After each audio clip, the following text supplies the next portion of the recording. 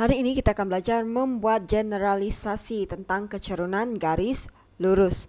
Apa itu generalisasi tentang kecerunan garis lurus? Sebelum ini kita belajar 3 rumus untuk menentukan kecerunan. Hari ini kita akan belajar tentang penerangan. Oke, kita lihat pada yang pertama, kecerunan garis mengufuk atau melintang. Oke, mengufuk atau melintang. Mengufuk maksudnya di sini garis yang betul-betul mendatar. Itu kecerunan dia ialah sama dengan kosong. Kita tidak perlu mengira. Kecerunan garis mengufuk sama dengan kosong. Oke, sama dengan kosong. Oke, ingat asal sahaja kita lihat garis yang betul-betul melintang, yang y dia sama nilai untuk kedua-dua koordinat, maka kecerunan dia ialah kosong. Sekarang kita lihat pula kepada kecerunan garis mencancang atau menegak. Okay, saya rasa murid-murid familiar dengan apa itu mencancang ini sudah. Okay, kecerunan bagi garis mencancang yang betul-betul lurus menegak. Kita tidak dapat dikira ataupun tidak tertakrif. Atau dalam penulisan matematik kita tulis bentuk nombor 8 terbaring. Okay, itu yang dimaksudkan dengan kecerunan garis yang betul-betul menegak, yang lurus sahaja. Okay, itu kita tidak dapat takrif ataupun kecerunan yang paling besar kita panggil kecerunan nilai dia besar untuk garis yang menegak ini, sebab itu dia tidak dapat dikira. Okay, cikgu harap bila murid-murid berjumpa dengan garis yang menegak ini, murid-murid automatik tahu yang kecerunan ini tidak dapat dikira. Okay, sekarang kita pergi pada contoh yang pertama. Kita terangkan pula apa itu kecerunan negatif dan apa itu kecerunan positif. Okay, tadi gambar rajah ini, okay, kita rujuk dulu kepada garis IJ. Garis IJ. Cikgu harap murid-murid dapat lihat apa itu garis IJ dan cuba tengok nilai macam mana dia punya bentuk, kecondongan dia ke arah mana. Okay, nanti cikgu akan terangkan. Cuma murid-murid tengok dan fahami terlebih dahulu sebelum mendengar penjelasan daripada cikgu. Okay. Garis I dan J ini dapat dilihat yang garis ini adalah garis yang condong, bukan mendatar, bukan juga menegak. Okay, ingat, garis yang condong ke kanan dapat dilihat. Tahu murid-murid dapat bezakan mana kiri dan kanan. Cikgu harap tidak ada yang bermasalah untuk membezakan kiri dan kanan. Garis yang condong ke kanan, kecerunan dia ataupun nilai dia ialah positif kalau kita kira.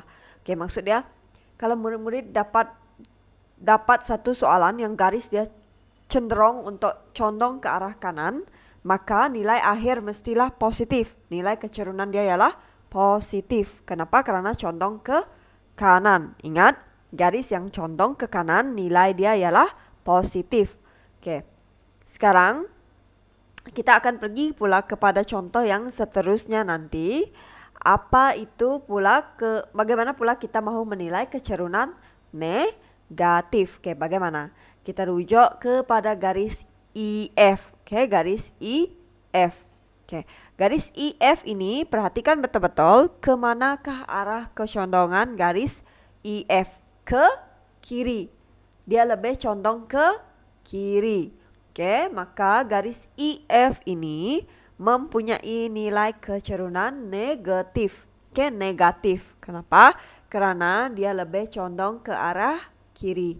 Ingat, jika murid-murid dapat soalan untuk meminta mengira kecondongan, sekiranya garis tersebut lebih ke arah kiri, maka garis itu mempunyai kecerunan negatif. Oke, jawapan akhir mesti ada tanda negatif.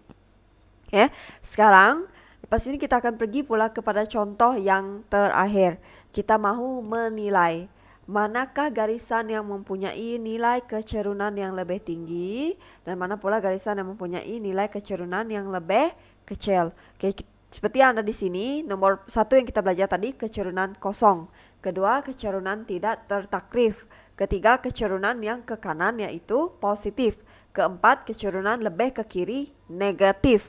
Oke, kosong ialah kecerunan untuk garis yang mendatar ataupun melintang ataupun lebih dikenali dalam bahasa yang kita belajar ialah mengufuk. Bagi nomor 2 tidak tertakrif ialah mencancang. Oke, contoh yang ketiga, kita akan lihat mana satu garisan yang memiliki kecerunan yang lebih besar dan mana satu yang memiliki kecerunan yang lebih kecil.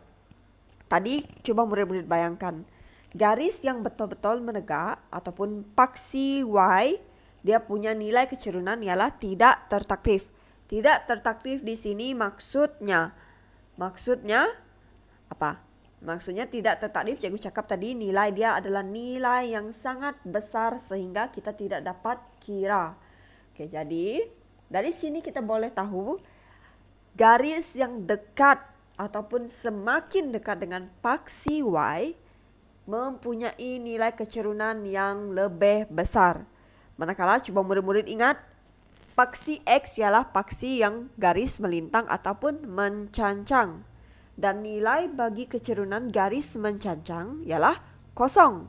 Kosong ialah nilai yang paling kecil ataupun kita boleh katakan nilai kecil bagi nombor. Oke, sekarang B lebih dekat kepada garis X. Jadi kita tahu semakin dekat sesuatu garis dengan garis X, semakin kecil nilai kecerunan. Kerana nilai kecerunan X itu sendiri ialah kosong. Manakala nilai kecerunan Y adalah nilai yang paling tinggi dan tidak dapat kita kira ataupun tidak tertaklif. Jadi kita tahu semakin dekat dengan Y, semakin besar nilai kecerunan sesuatu garisan.